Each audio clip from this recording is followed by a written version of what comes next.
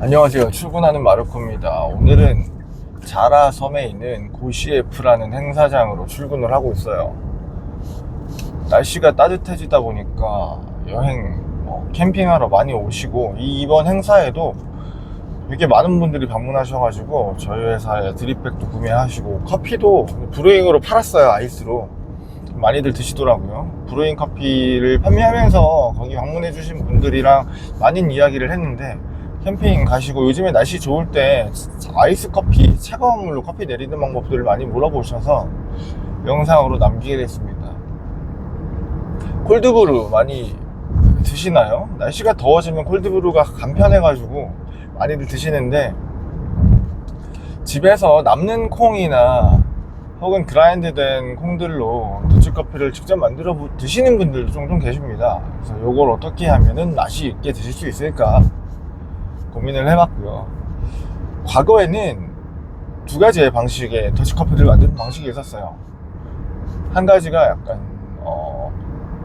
더치커피라고 해서 우리가 카페 같은 데 가면 볼 수 있는 방식이거든요. 한 방울씩 점적식이라고 똑똑똑 밸브를 조절해서 물을 아주 조금씩 떨어뜨려 가지고 밑에 커피를 두껍게 쌓아 놓고 거기를 통과시켜 가지고 한 방울 한 방울 차가운 물로 내리는 방식의 더치커피가 있고요. 그리고 토디브루라고 하는 콜드브루를 만드는 방식, 토디라고 하는 방식이 있는데, 이거는 이제 토디사의 통이 필요해요. 이거는 큰 거름망에다가 커피를 갈아서 가루를 이만큼 때려갖고 그냥 물통에다가 넣는 겁니다. 그리고 밑바닥을 조물조물 이렇게 물이 다 적셔질 수 있도록 만들어 놓고 나서 물 속에다 넣어가지고 12시간 혹은 24시간 이런 식으로 냉장고에다 물에다가 넣고 그 통째로 냉장고에 넣어서 차가운 물이 침지식으로 우려나게끔 만든 후에 나중에 그 커피 거름망만 빼내는 방식이에요.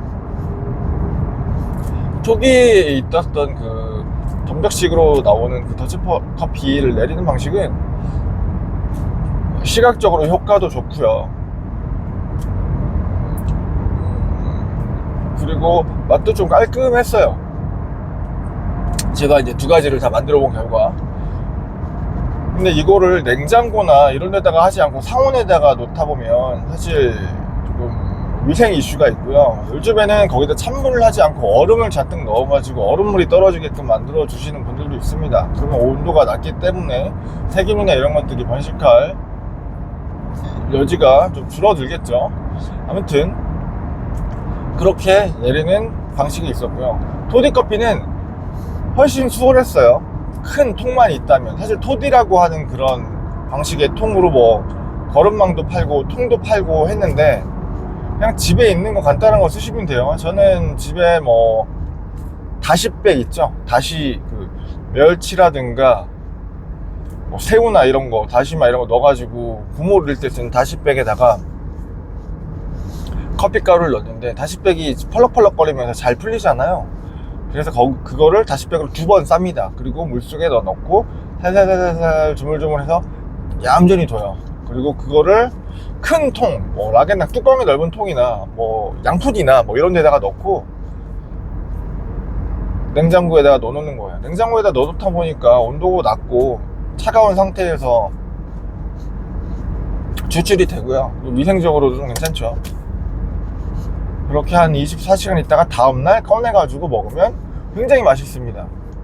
또 콜드브루나 더치커피도 숙성시켜야 된다, 오래 두면 맛있다 라는 얘기 있는데, 커피에 따라 좀 다르지만 제 경우에는 만들고 나서 한 일주일 안에 먹는 게 가장 깨끗하고 맛이 좋고요. 시간이 지나면서 그 더치커피가 가지고 있는 좀 산패되면서 쿰쿰한 맛들이 좀 있더라고요. 그래서 먹을 양만 소량만 넣어서 그렇게 만들어서 드셔도 되고, 이게 점적식으로 한 방울씩 떨어뜨리는 방식은 농도가 되게 높아요. 그래서 희석 비율을 크게 가져가야 되는데, 침지식은 어느 정도의 농도가 한계가 있습니다.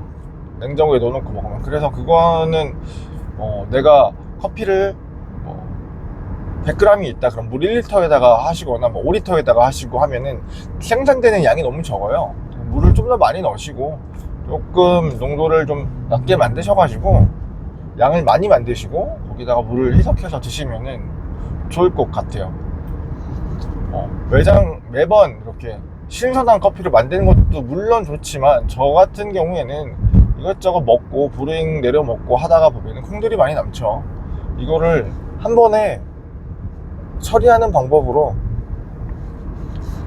집에서 남아있는 콩들을 모아가지고 해버리거나, 또 이것도 먹어보고 저것도 먹어보다 하다 보면은 콩들이 이렇게 대량으로 오랫동안 지난 콩들이 있어요. 그런 것들은 그냥 콜드브루로 만들어서 먹는 편이고요.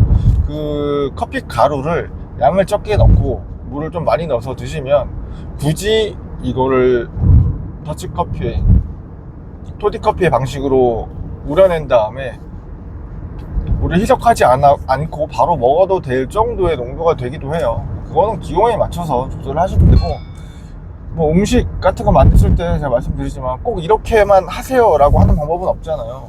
그래서 남아있는 콩 있으면 한번 그렇게 해보시는 방법도 좋을 것 같고, 만약에 다시백이나 이런 게 없으면, 근데 종이 필터는 있어야 돼요. 다시백 같은 게 없으면 그냥 생수병이나 이런 데다가 커피 가루 넣으시고 찬물 넣어서 흔들어 가지고 냉장고에 넣으신 다음에 핸드 드립 할 때 쓰는 종이 필터 있죠. 하리오 필터나 이런 필터, 드리퍼 위에다가 필터 넣고 부어가지고 미분 커피 가루만 걸러서 드시면 됩니다. 어렵지 않고 편하게 콜드브루 커피 만드시는 방법인데, 이렇게 찜질식으로 하실 때는 커피의 굵기를 좀 굵게 하시는 게 좋아요. 깔끔하고 나중에 거르기도 쉽고.